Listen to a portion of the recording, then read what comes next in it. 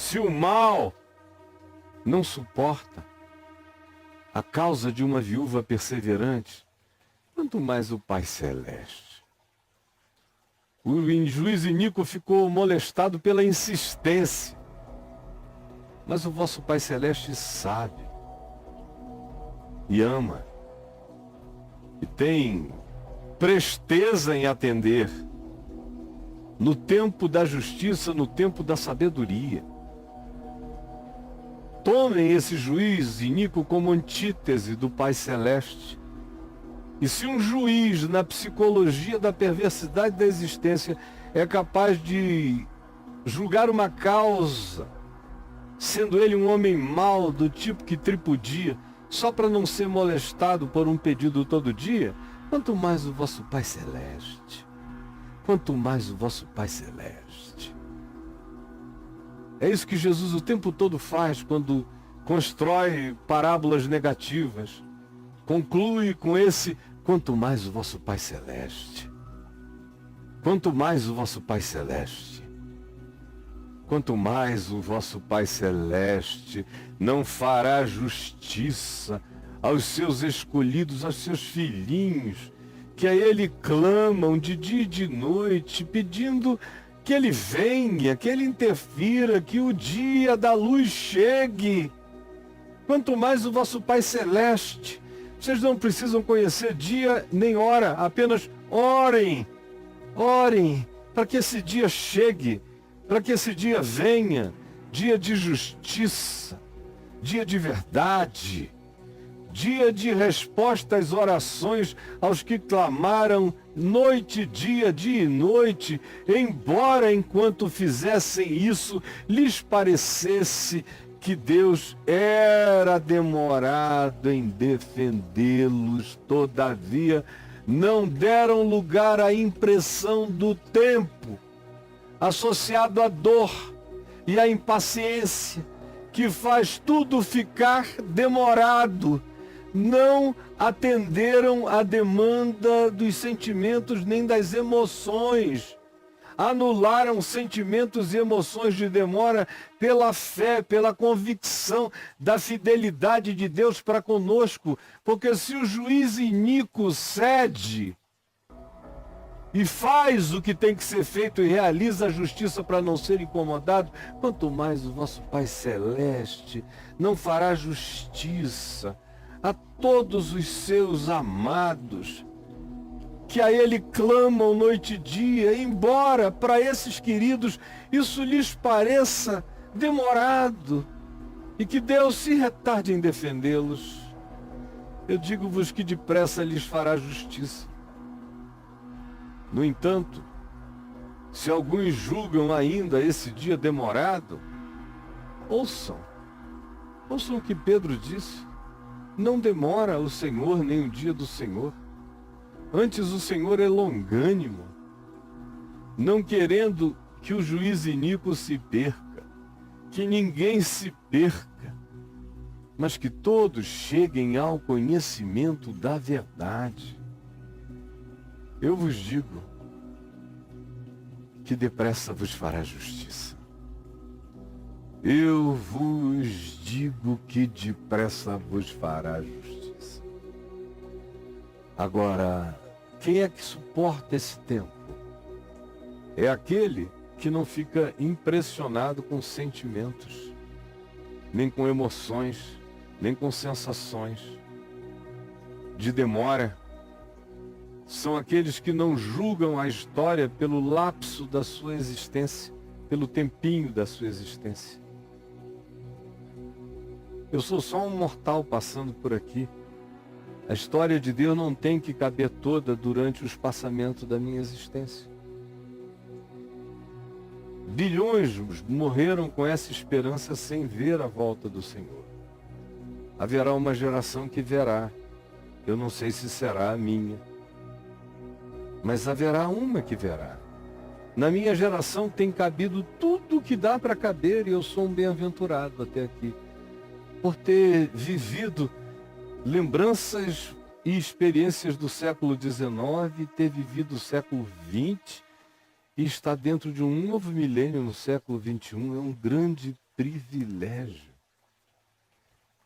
De ter todo o resíduo cultural do século XIX, ter vivido o século XX, estar dentro da revolução digital do futuro, no novo milênio.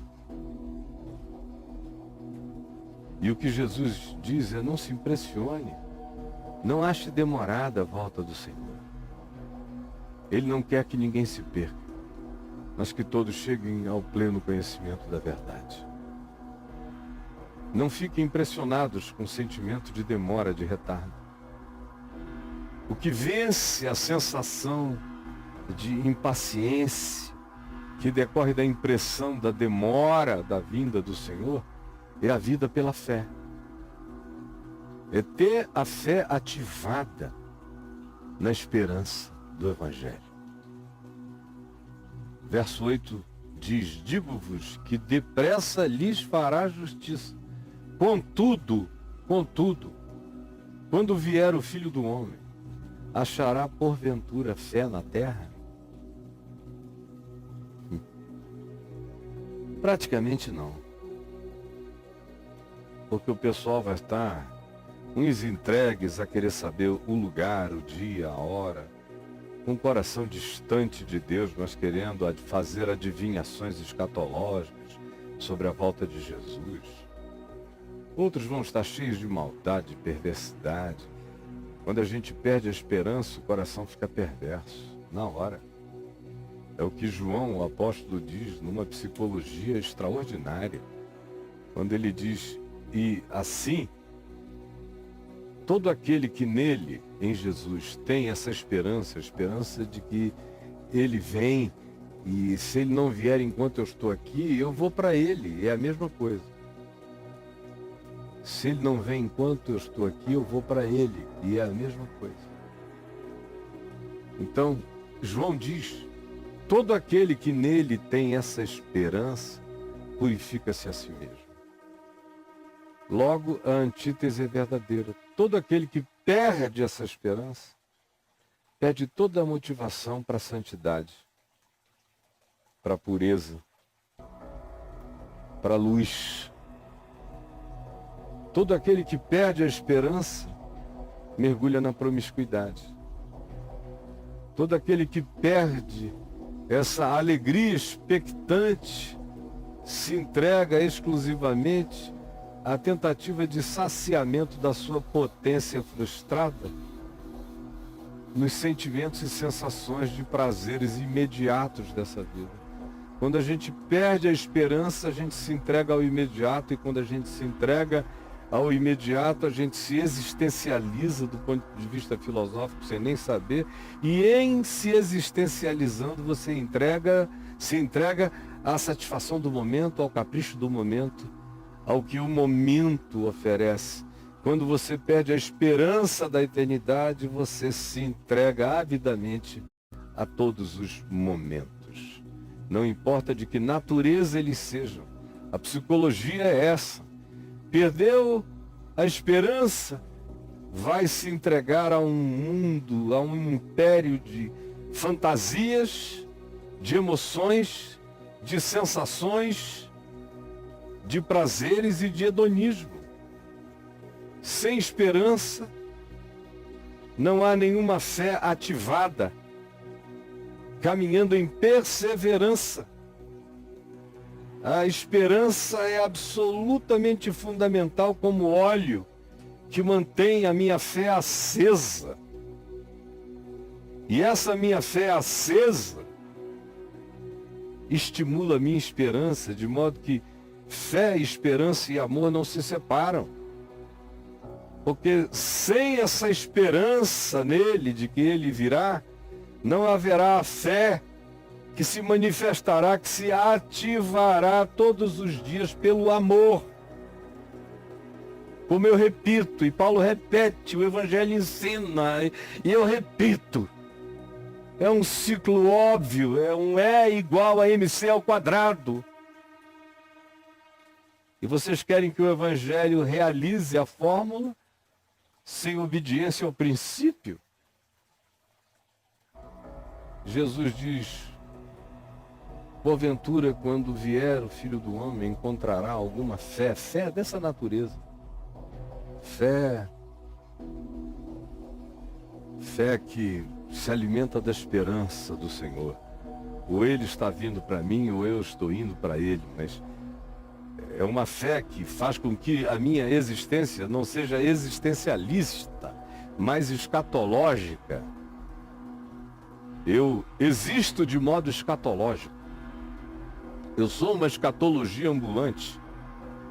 Porque ou Ele está vindo para mim, ou eu estou indo para Ele, de modo que, se ou Ele está vindo para mim, ou eu estou indo para Ele, o meu andar nesse mundo é um andar escatológico.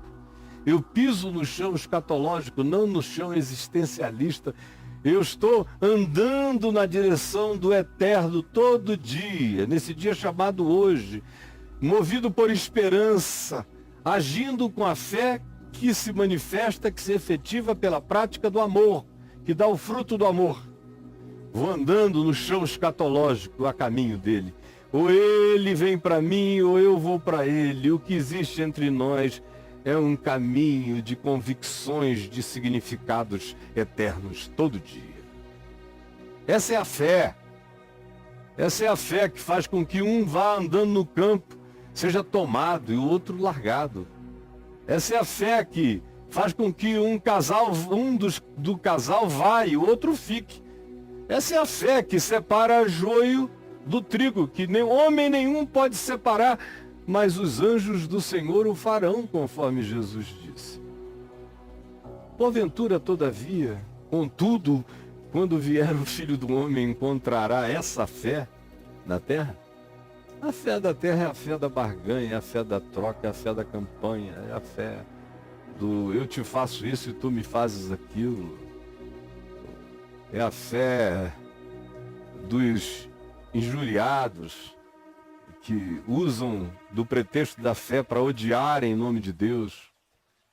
É a fé dos fragilizados e que usam o nome de Deus como ideologia para perseguirem aqueles que são diferentes deles e que mexem justamente numa área da fragilidade deles, imensamente tentada. Por isso, ao invés de admitirem que eles são daquele jeito, eles preferem, em nome da fé, perseguirem um irmão até o fim do mundo. Essa fé que está por aí, a fé dos que odeiam, dos invejosos, dos enciumados, dos frustrados, dos zangados, dos cobiçosos, dos avarentos. É a fé religiosa dos que não têm nenhum afeto natural, só fazem política, só usam máscaras, só criam bailes de máscaras, eventos que eles chamam de celebração ao Senhor, todo mundo mascarado, do palco à plateia. O Rock in Rio é um evento existencialmente mais sincero do que a maioria dos cultos que eu vejo por aí e das celebrações gospel que vocês promovem. Onde é que eu estaria? Na Marcha para Jesus ou no Rock in Rio? Fácil no Rock in Rio. E olha que eu não gosto disso. Mas se tivesse que escolher, sem brincadeira, né, meu irmão? Eu sou mais irmão do Papa Francisco do que da maioria dos bispos protestantes e evangélicos. A gente se entende muito melhor no Evangelho do Espírito Santo e na comunhão humana. Porventura, quando o Filho do Homem encontrará que tipo de fé na terra? Haverá bilhões de cristãos, mas sem fé. Cheios de religião, mas sem fé no Evangelho, sem essa fé no Evangelho.